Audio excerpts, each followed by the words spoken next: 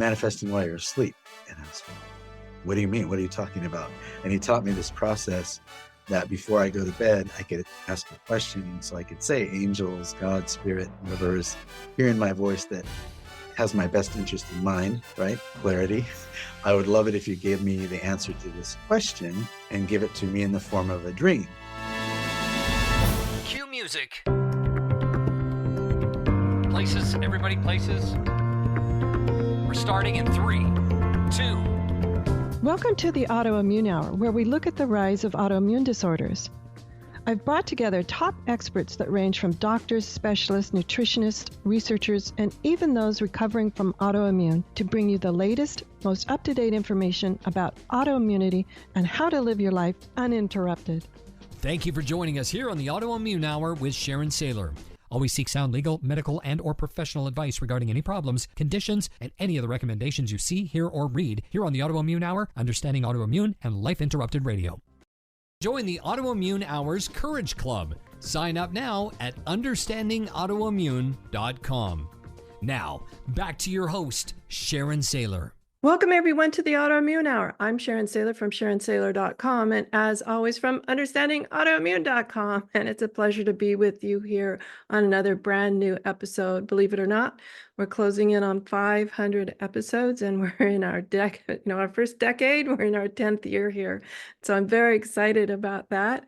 And I'm also excited about our guest tonight. It's what I call our Courage Club Conversations. It's a survivor to thriver story that is absolutely fascinating. And so I want to share it with you. And yes, I'm going to zoom in my eyesight a little bit here so I can read his amazing bio. So I apologize if I get too close to the screen here, but you guys just let's run with it.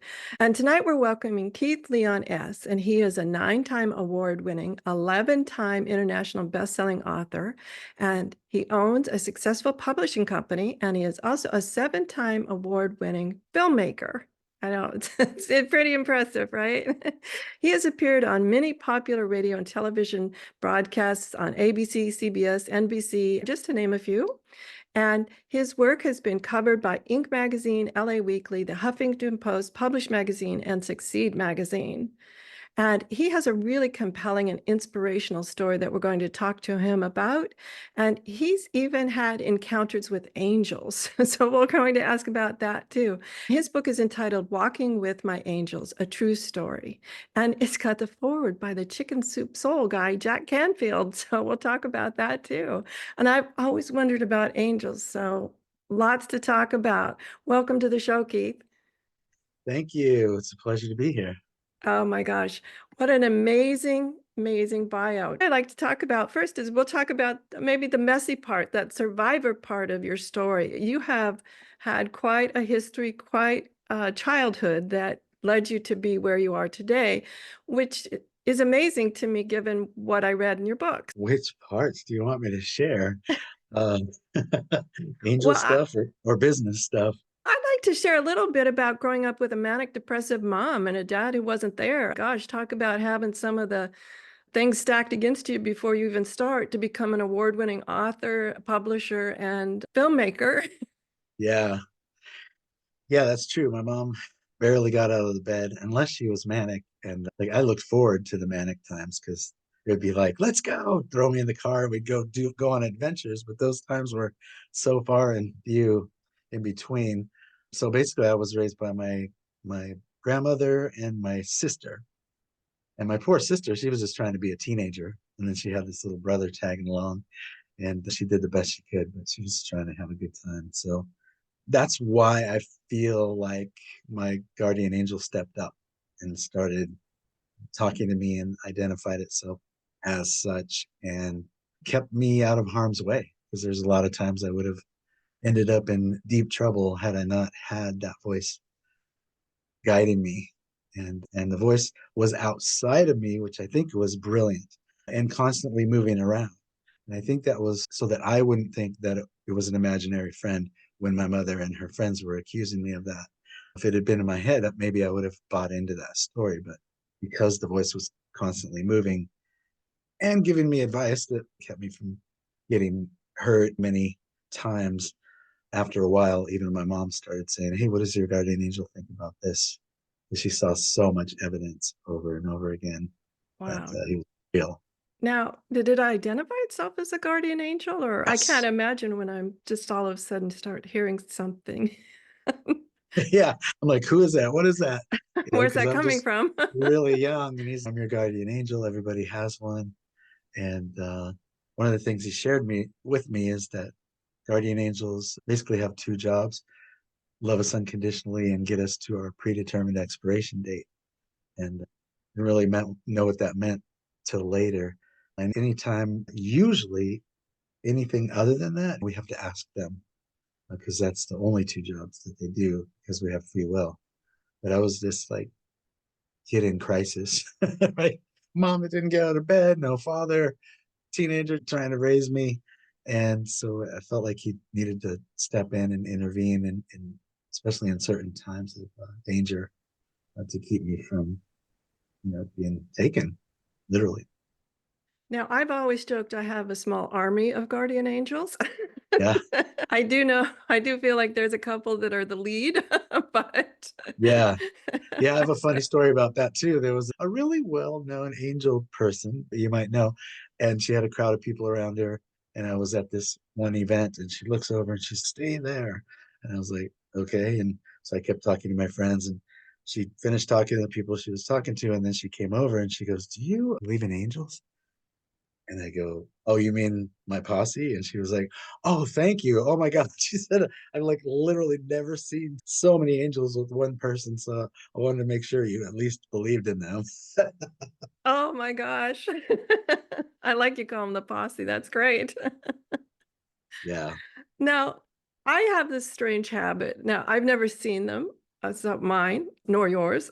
So I don't have that gift. But I do have this strange habit when what I'll call serendipity happens or near misses happen, whatever you want to call them. It's a variety of things. I always like to thank them. And I thank them out loud. And I know my friends sometimes roll their eyes like, oh, Sharon, there she goes again. But I feel better. I've never heard from my angels whether that is helpful. But what are your thoughts on it? Just saying thank you when things roll your way or you feel like, boy, I dodged that one. Oh, I'm thanking them all the time, and even pre-thanking them sometimes, because like I did a book project called "Who Do You Think You Are?" and I was really manifesting amazing things all day long. And then I met this guy named John Kehoe, who wrote a book called Mind Power into the for 21st Century. And he was like, "Oh, that's amazing that you're doing that while you're awake. Are you manifesting while you're asleep?" And I was like, "What do you mean? What are you talking about?" And he taught me this process that before I go to bed, I could ask a question. So I could say, "Angels, God, Spirit, whoever is hearing my voice that has my best interest in mind," right? Clarity. "I would love it if you gave me the answer to this question and give it to me in the form of a dream." And then I ask a question, and then I say, "Thank you, thank you, thank you." "Thank you in advance for the answer to my question."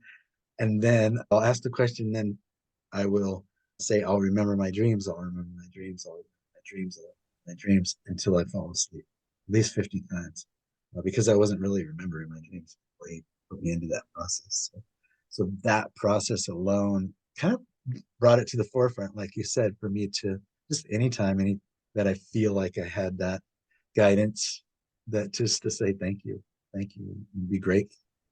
And I certainly believe that the more that we are grateful for and put words on, the more we have to be grateful, be attracting things to be grateful.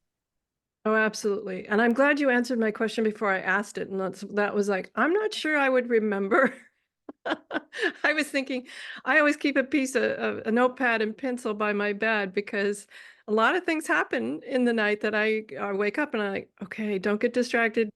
Go use the restroom right away. Write it down because if you think you're going to use the restroom and remember it by the time you get back, at least for me, that's Yes, not happening. it's gone. Yeah, that was another that he suggested, to keep a notepad right by the bed and just write it as soon as you wake up. Write down whatever you got, because Yeah. it's gone so fast.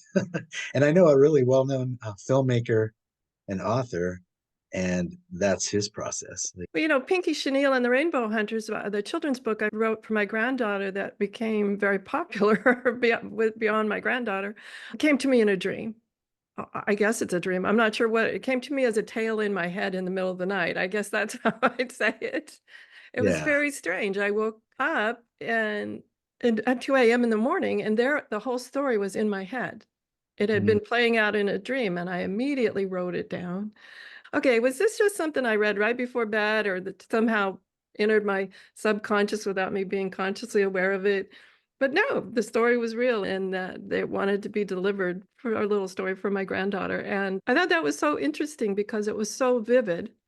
Yet, I wanted to point out what was fascinating to me. The story that I wrote the moments after was only the beginning of the book because then it took me another 5 years to learn how to write a children's story. So let's talk about sometimes it's the beginning of the adventure, not the final conclusion. Yeah. The kickoff point, the idea. And I would call that a vision rather than a dream. Dreams are the things that are so weird that I can't make sense out of them. And then I go to my wife, and she's a dream interpreter, so she can make sense out of it for me. But visions come to me like in its full entirety. Like one time I dreamed Okay. a whole movie, right, from beginning to end. And I got up and I wrote the whole thing down, and I was like, that feels more like a vision. So that's a differentiation that I make. But it doesn't, it's all semantics. It doesn't matter. No, actually, it's very helpful to understand the difference between a vision and a dream. And I even just the word nerd in me is like a dream is something that's in the future. But for me, when I wrote Pinky Chenille, it was there. The story was Right. there. Yeah. Right. Although, as I said, having a story in your head full beginning to end, and then actually condensing it down to very few number of words in a 32 pages with illustrations took 5 years. So, Yeah. Yeah. So it's like you got the beginning of the journey, and then you were following your guidance the rest of the way. And yes, I was tasked with bringing it to fruition. And that I find fascinating too was I wasn't sure what kept propelling me to do it because you're an author as well as a publisher of other people's books and a filmmaker. It's not easy to keep those visions moving forward. Do you have tips for people to keep those visions moving forward? yes, I do. I always encourage people to start off with what I call the roadmap. Some people would call it a contents page, but I call it a roadmap, where I say, start with the blank page and say, what is this book to be? And then I do what you did and let it stream through and keep writing things on that one page until I look at the page and say, okay, that looks good. That's this book. And then I just trust that whatever came through while I did that process is what the book is to be. Anything else that comes after that is called book number two. Because if you keep adding to the roadmap, then you'll be writing forever, right? So I'm it's like, glad you bring that up because what happened to me when I wrote my nonfiction book was just that thing. The minute you send it off to the publisher, okay, deadline's here, whatever, I got to send it. Off it goes. And then you meet someone and you're talking and you're like, oh, I wish I could add that to another paragraph to chapter 8. yeah. Then once you've completed that process, now that you did that process up front, that's why I call it the roadmap. Now you know where the book is going to end and where it begins. Now you can free form write any chapter. You don't have to start and do it chronologically, especially if it's a self-help book.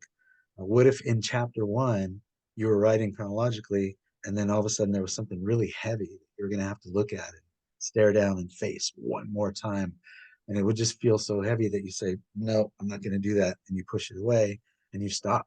That happens to a lot of people.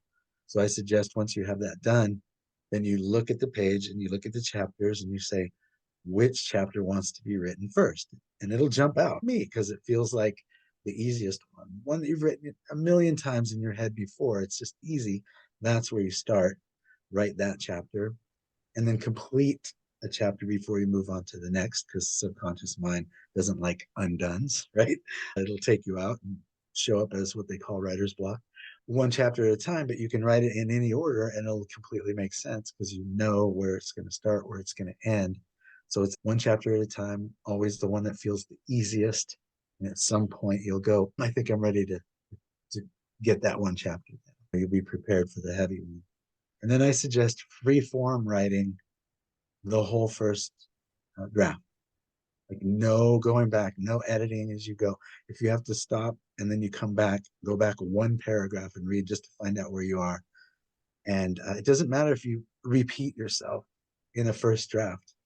Um, a good editor will discern whether, I'm glad you said that again, because men are going to read this and they need to hear things 2 or 3 times before it lands. Or you've repeated this 3 times, maybe we should pull it out. That's for the editor to decide. It's for us to just data dump the thing out in its purest form, because that's the purest energy. The first draft is us pulling it through and putting it on the paper. And everything after that is now the thinking mind, right? The first one was the knowing mind. I know what to write and I'm writing it now. And then anything after that is the overthinker, the editor that comes in and tries to perfectionize things and sucks the soul right out of your book. So freeform write the first pass.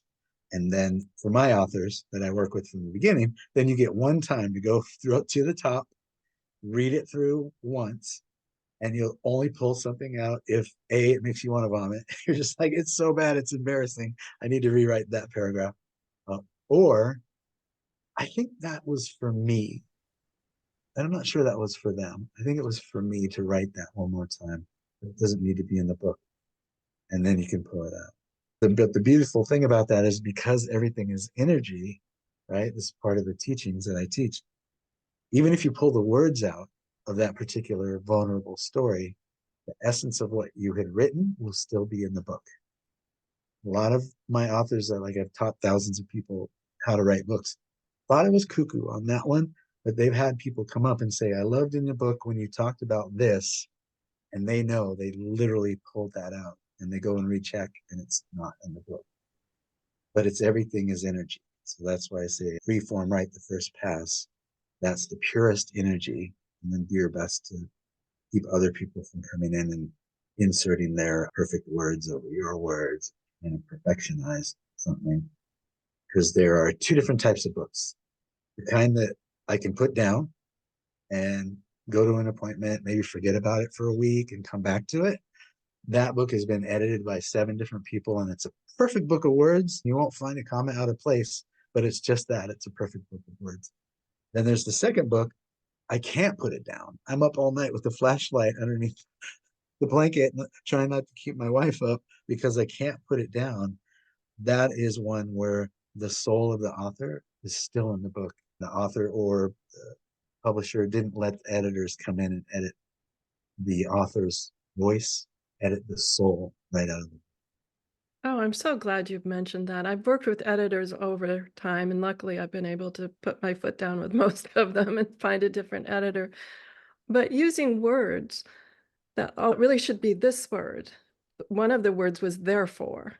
I am sorry, Keith, but no one will ever hear that word come out of my mouth. I don't say it. Yes. And I'm also thinking, I do trainings and I do public speaking, and I want someone who has read the book to go, oh, that's what I thought she would sound like, or that's what I thought she would be. You want those 2 things to match. Yeah. Exactly. That's why we created a program called the You Speak It book program. It's typically speakers and people that are in service to others so much that they never write their book, but they can talk about it all day long, right? And so we have them come, and in 7 phone calls, we get them to speak the book. And a lot of times people would come back and they'd be like, this just sounds like I'm talking. I thought you were going to edit it.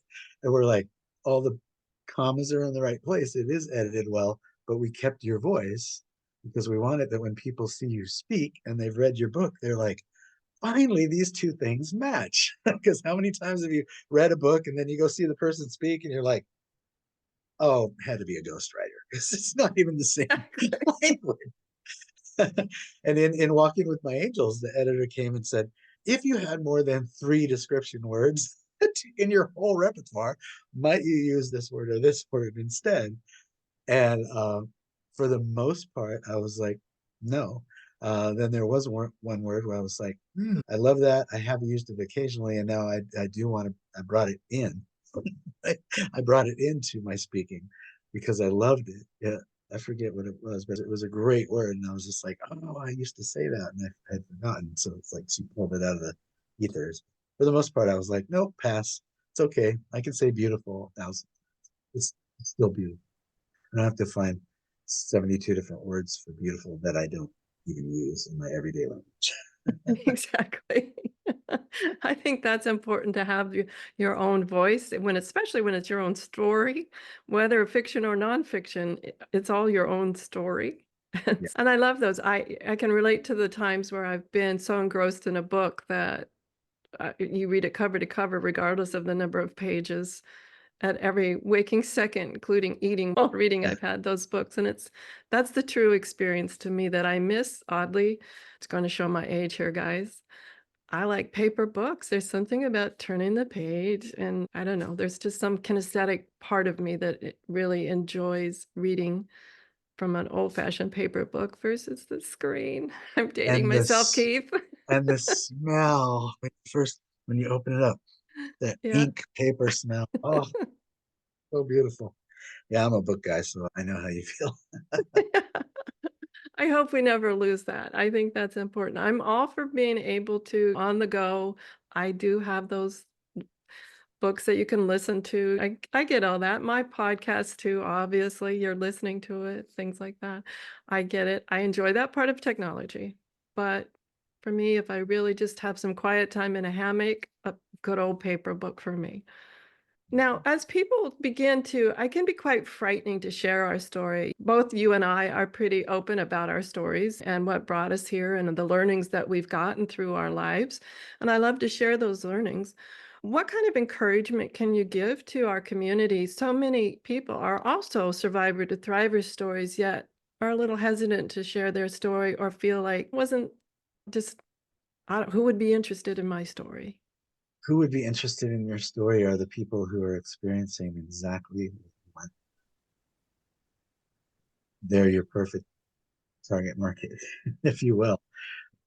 And the way that you will share the experience that you went through, only you can share it that way. I like to remind people when they're writing their first book. I think we all go through that, like, why me? Who cares? Who's going to read this? This has already been said. All of my mentors, Jack Canfield, Bob Proctor, John DeMartini, and Dr. John Gray, like that wrote Men Are From Mars, Women Are From Venus. We all had the same exact thought on our first book. I've checked with all the bigs, everybody, Marcy Shimoff, it goes on and on. We all had that thought, like, who cares, right? Who's going to want to hear this story? That's what John DeMartini taught me is the lie. The lie is nobody will care, nobody needs to hear this, and all of that stuff. The why is who will you sharing your story with? Like, who will be blessed? Who will be saved? Who will experience a really incredible healing because of what you shared, right? And that's what we call your why.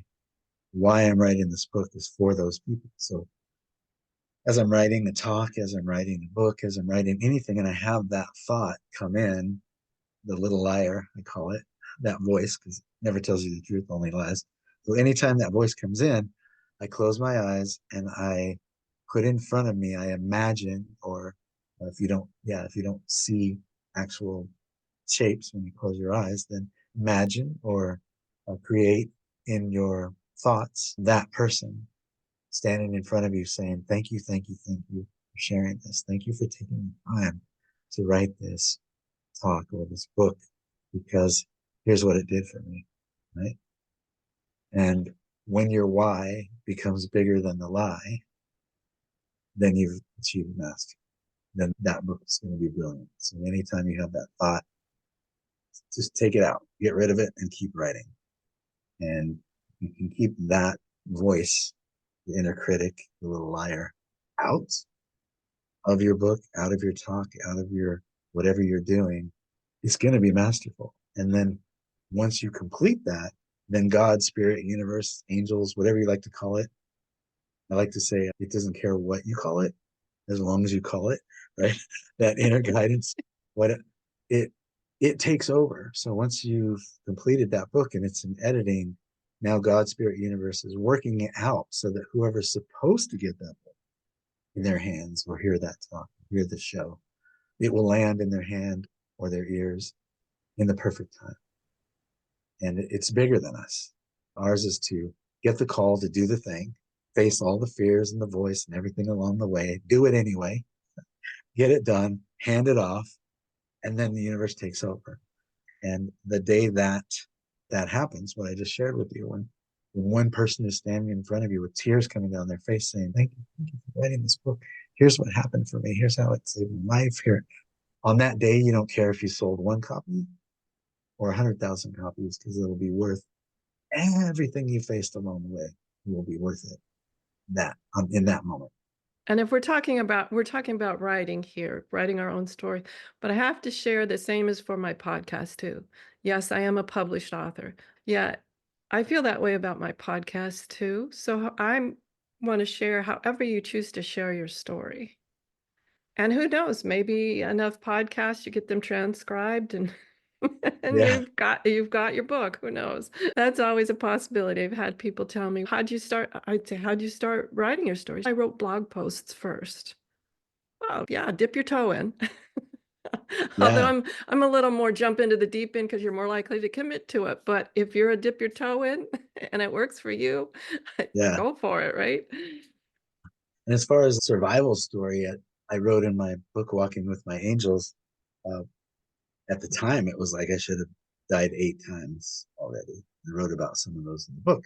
And then after the book, I went out on the road, and then halfway through the tour, it was like, it's 9 times now, because I had another one during the tour. And so near death experiences, those types of experiences, I've had so many. But the most profound was I had got in a bunch of car accidents, and then ultimately I had this big screen TV, the old kind that used to be in a giant wood cabinet, all of that, come crashing down on my shoulder. And I had polyp in C6, C7 vertebrae in my neck that was just debilitating. And so even though I went through therapy, I went to chiropractors, I did everything that seemingly the polyp went back in and everything was fine. But from that moment on, I have this chronic pain that I had that nobody could diagnose for so many years, but it was so intense that I could barely get through a work day. By 5 o'clock, I was like almost completely blacked out from pain. It was like this tunnel would come in and just be like to hear it. I have to slam the lid and go lay down. And that went on for 25, 26 years, level 9, level 10. The only diagnosis anybody ever came up with, and I don't even believe in these, but the only thing they could come up with was fibromyalgia, right? That doesn't sound like anything like fibromyalgia, but go ahead. Yeah, That's what I get. I get so angry with people. Let's just throw out a word and hope they don't know what the word means. that's, I made a whole movie about that, but it's Yes, you did. Yes, you did. diagnosis is just we have to find a word for something. That's the definition of diagnosis, I think. Got to find a word for this. But so, yeah, then ultimately I ended up, 2 friends of mine were like, what have you tried? And I went through the laundry list, everything I had tried except for surgery. And my dad had told me years ago, don't do that. So I was not doing that. And I met with them twice, and one was like an energy healer. And then the other one was she taps in and she knew about this thing called German New Medicine or Germanic healing. So she just shared with me, the second woman, Lisa, shared with me some things that completely reframed everything that I knew about pain, sickness, and health, like, and especially pain. And everything that I thought about pain is the complete opposite, right? Pain equals healing is what she taught me. So anytime I was trying to stop the pain, I was stopping the healing in its tracks. And so I needed to embrace and allow the healing. And matter of fact, thank it. Thank you, pain. Thank you for my healing. Thank you for my healing. I tell my wife, I'm really healing today. If I had one of those like level 9, level 10, what I used to call pain days, I'm really healing today. And I did that for a couple months. And that was all I did. It was just thank you, embrace it, knowing that it was going to go away and trust that. And a couple months went by, pain left. Called Lisa. Oh my God, oh my God. She said, oh, remember the second wave. I just want to remind you there's a second wave, but it's only 60, 70%. So it came back a little bit. I did the same exact thing, got through the second wave, pain left me, never came back. After 25, 26 years, just gone. And so that was one of the things when I was like, I was supposed to be making films in my 50s, right? That was always the plan. It was best-selling author, speaker, and then it was filmmaker. What am I going to make a film about? And when I thought about what should I make a film about, that was it. Like the body's ability to heal itself, and to have all different people from all uh, different angles come together and talk on that subject. Everything from scientists, right? Like scientists, to MDs, to DOs, to miracle healers, like everybody come together and weigh in on that subject. So that's the inside effects, how the body heals itself. Fun project. Fantastic. We need to take a quick commercial break, and when we come back, we'll spend the remainder of our time talking about this amazing movie. And I did have a chance to watch it. I was so enthralled with it and so fascinated too. So we'll be right back right after this quick commercial break. Welcome back, everyone, to the Autoimmune Hour. I'm here with Keith Leon S., and he is an amazing author, publisher, and film, I guess, director and producer, right? It was an, Right. and now, first off, before we took that quick commercial break, you mentioned that you always knew you wanted to be a filmmaker. I want to dive into that a little bit because that's amazing to me. I'm still trying to figure out what I want to do when I grow up, but and then we'll talk about the inside effects. So, how did you know that you wanted to be like an author and a filmmaker? That was one of the things that my mom did get out of bed for. When I was little, we were poor. We didn't have a lot of money, so she would get enough money for us to go see a movie, and then we lived by this theater that had 12 movies playing at a time, and she talked up and chatted up the manager of the place, and so we would go on weekends and we'd pay once to get in, and that manager had let everybody know that we could hop from movie to movie. So we would get up, go for the first matinee showing, and stay into the night watching movie after movie. And seeing so many films when I was young, it just, there was this infatuation of like how it's all put together and how it's created and how moods are created, right? And how they have me crying sometimes and laughing others and all of that. And even this was in the 70s, so we didn't have any of the glitz that we have now, the ability to do things with AI and computer generated stuff. So it was a lot of having to create things for real, right? With makeup and all of that. So it was just a fascination that I had. And I just got clear at one point, you're going to do this when you're older. And remember, so I'm also talking to my guardian angel by then. So it's like confirmation, yes, you will. So I was like, cool. So as I got older, I started playing guitar and writing songs and singing. I got really good at that. And so in a vision, I got clear as a teenager that 20s and 30s I was going to be a rock star. 40s I was going to be a best-selling author and a speaker, and then 50s I was going to be a filmmaker. And that was my life plan that downloaded through me. And so this is the plan. This is what I'm doing. And so everything that I did from that moment on was going to be in alignment with that plan. As someone who didn't come from money, so didn't have the availability to go to USC college like I wanted to and go to film school. So, now how am I going to pivot and do that on my own and create that on my own? So, not being able to financially swing a lot of things taught me to be very creative and taught me to ask for what I wanted from people who are really well known. And a lot of times, the way that I showed up and I asked, they were so blown away by it that they said yes. And ultimately, I ended up, my whole career is based on that right asking, what I call right asking. There's a way to ask where you get a no, there's a way to ask where you get a yes. The way to ask to get a yes is you make it so stupid easy for people to do what you're asking that they are like, how could I not say yes to this? And the way to not ask is the way that I asked at the beginning, was from a needy place. Like I felt like I needed them to make the project good, or I needed them for my next step, or I needed them to teach me how to be rich, or I needed, and that needy energy is something that repels anybody. It's just they're like, how quickly can I get away from this guy? So that's what was so beautiful about the Who Do You Think You Are? Discover the Purpose of Your Life book project that I did that had 10 people who knew The Secret, and most people would know almost every person in that book. The way I got them to say yes was the polar opposite of the way I had asked some of them before in the past.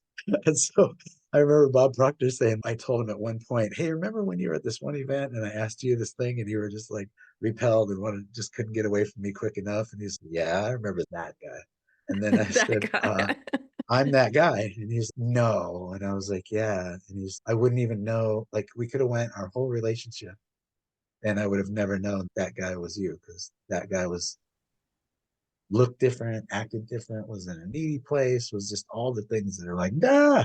And then this guy, the guy who asked me to be in this book, and it's you're in your power and your strength now. And oh my gosh, I would have never known that they were the same guys. So many questions there, Keith. Wow, this could be a whole nother interview. I know that when I got my diagnosis, and I knew that there was something definitely wrong with me. I definitely was in a very needy place, a needy state of mind. It was definitely coming from there. And it even took me a while to move past it. I think from a lot of my own childhood and what I call I'm a polarity responder, meaning that if someone says you can't do it, I'll say, I'll show you. That helped me. But what tips do you have for someone who like, but Keith, I don't have any money. Keith, I don't have any experience. I don't know people who could guide me on this path. How did you make that switch from that sort of, as you called it, needy place to this very yes place? Yeah. First of all, go to Google and type in Keith Leon or Keith Leon S and look at any of the videos that are talking about books, the book guy, any of those. I've talked about it over and over again. So yeah, I learned like what I said, right asking. So if I feel like there's somebody that's well known that I would love to partner with on some, I'll ask myself, what is the easiest way? So like when I did the Who Do You Think You Are book, all I was asking for was 10 minutes, 3 questions, recording their questions. We'd be in and out. I wasn't going to tell them how much I love them or how I want to be them or any of that stuff. I was like, 3 questions, 10 minutes, in and out. That is my promise. And then I sent it in email form. And then for a lot of people, they were like speakers, so they had an office. So then I would call and leave a message for their assistant. And so an email and a call would come in. And then did what Jack Canfield taught me was the power of 7. People need to hear from us 7 times before they know that we're even trying to contact them. So every other day I would send the email saying resending the 3rd day, resending the 5th day, resending the 7th day, and a phone call. And as soon as I would get to 7 or 8, then I'd hear from the assistant, oh, I'm so sorry, it's taking me so long to get back to you. How can I help you? Oh, can you open up the email? As you can see, all I'm asking for is 10 minutes, 3 questions, in and out. That's it. And they're like, oh, okay, let me make that happen. Because A, I didn't give up. Most people will go, that's why they ignore the first email or two, because 99 out of 100 people will just go away and they'll never have to hear from them without having to do anything. But someone who's persistent, I actually I'll asked say them, pleasantly persistent. yeah, yeah. I asked all of those assistants, like, when do you become a pain in the hiney? And they said, if I would have said no, and then you will keep coming, then I'd be upset. But they said, but it's just called great follow-up.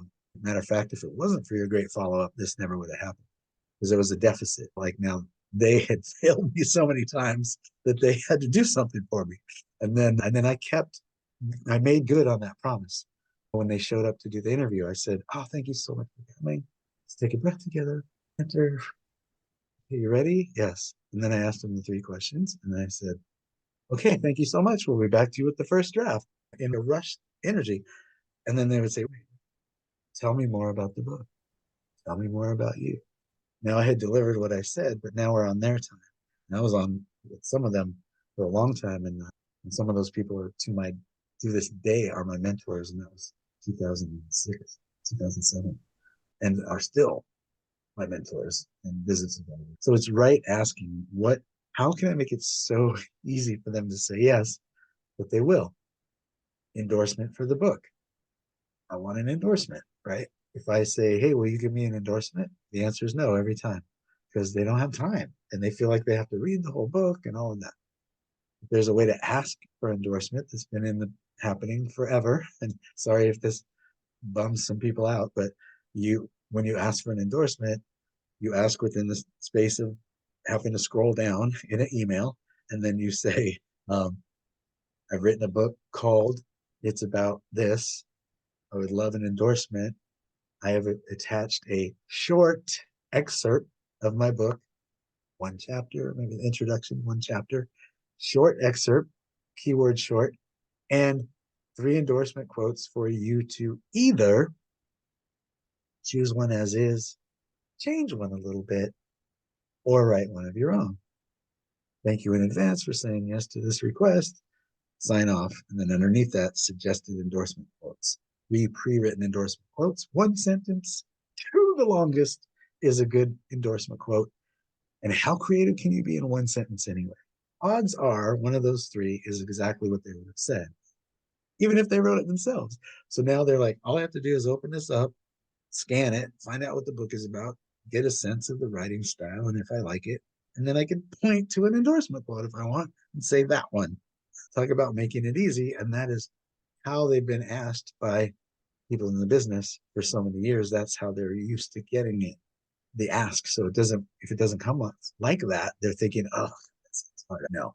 So apply that to anything in your business, anything in your life, anything that you want to ask anyone that feels like it's a big ask.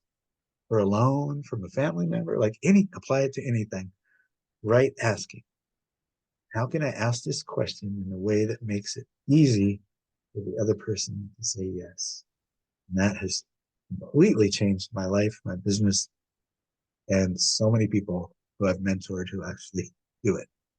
Oh, absolutely. Because the one thing that comes to mind, I get a lot of emails for people to be guests on my show. And sometimes they're written in such a way where like, oh my gosh, this sounds like work. This sounds like I'll be pulling teeth. Oh my gosh. Yes. So I have to say, I am nodding my head along with what you're saying because I'm familiar with some of those in parts of the industry as well.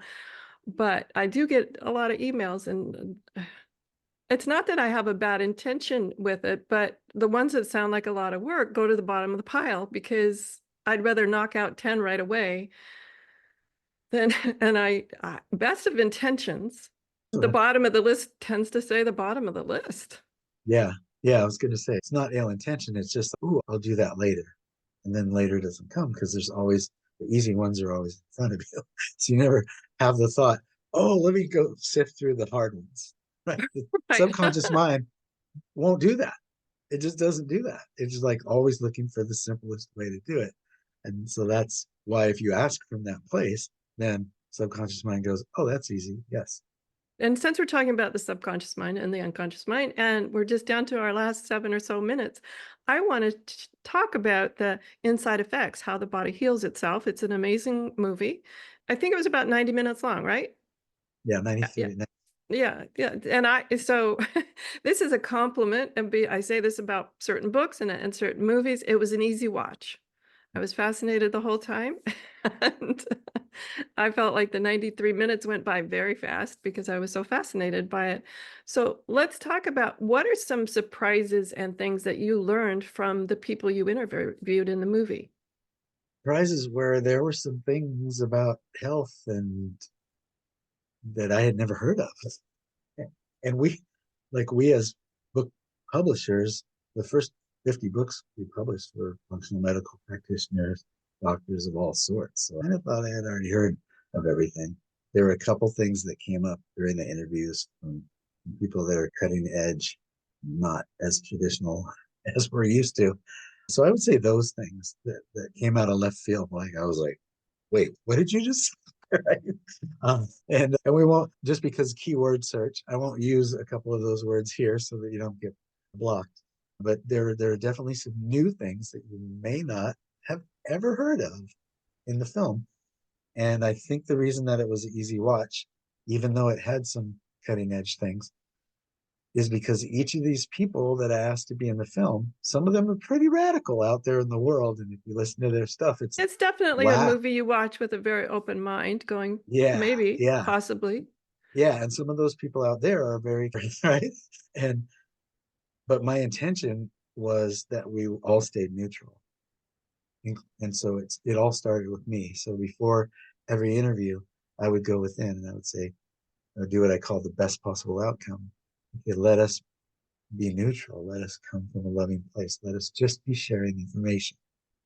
And so I created that, and then people would show up and I'd be meditating. And it's every one of them, no matter how radical they are outside of the world, met me in that space. And so for me, it's the some of the content that's being delivered, but from such a neutral place was mind blowing to me and so many people who watched. It was very neutral. I love that you have that ability to come from neutral. I was taught that by a mentor probably 25 plus years ago, and it radically changed my life. The understanding of that I can choose to be neutral. And he always would say, the ability to hold more than one opinion in your head at the same time is an absolutely delicious skill, because then you have this place where you can be neutral, because you're not arguing with yourself over these ideas, just holding them. He always used to tell me, it's not about judging these ideas, it's just holding these ideas in your head at the same time. And Mm-hmm. that was so helpful as I went on my healing journey after my diagnosis, and listening to what we'll call traditional Western medicine, and then through the podcast and other venues, getting exposed to Eastern philosophies, other types of cultural philosophies, all sorts of things. And a lot of them that I've done shows on have been like, at the beginning of the interview, isn't that interesting? Is my neutral place that I have to hold it in. But I've always been fascinated, like, how often we're all coming to the same place, and that is understanding who we are, how we work, and how our past can influence our future unless we take hold of it and make changes. Yeah, I like to say there's no right or wrong, only different. That's my statement that brings me. I feel like anything that's the opposite of neutral is I call the need to be right. Yeah. The need to be right. And right can't be proven, in my opinion. It is an opinion. And everybody's entitled to their opinion. So I can say, wow, I'm not sure I agree with that. Can I share with you what I believe? And when I say that, then people are like, yeah, as opposed to wrong, and then follow it up with something. Two completely different energies. When people come at me from a mad place, if I'm speaking or anything, and they come up and say, I didn't appreciate this, I say, thank you for caring enough to share that with me. Oh, what a delightful That's thing to say. that's my response. Yeah. And even people like there was only 10 people that wrote about the film and said, how dare you, and all the stuff that I expect thousands of emails because of what's in the film. But to each of those people, I said, thank you for caring enough to share that with me. I'll consider this feedback. And some of them were like, great. It's the ultimate diffuser and it's from my heart and it's true. But then some people said, put more words on that. And then I shared, we turned off the film halfway through because of one thing, but that's only one part of the film. You might want to watch the rest of it so that you could have an opinion about the whole film instead of just getting mad at one part of it. This guy was like, okay, I'll watch this. But only because I came from that place. That's good to know. Thank you for that feedback. Fantastic. We're just running out of time. We could talk forever. Now, Mhm. I want to tell everyone, give us your best, I'll say pitch to go watch the movie, and how others can find the movie, because it really is worth watching. It's very eye-opening, and I think mind expanding, to allow us to view healing in a greater way. Yeah. First, you go to theinsideeffects.com and just put in your name and email address, and you'll be given access to the film, and it's free. So that's my best pitch. This Just incredible your film best pitch. costs you nothing, and then even the book. There's made the film, and then I was like, what are the next steps? If somebody's watched it, I'm in, I'm ready to go. I have this particular ailment. You didn't talk about that, right?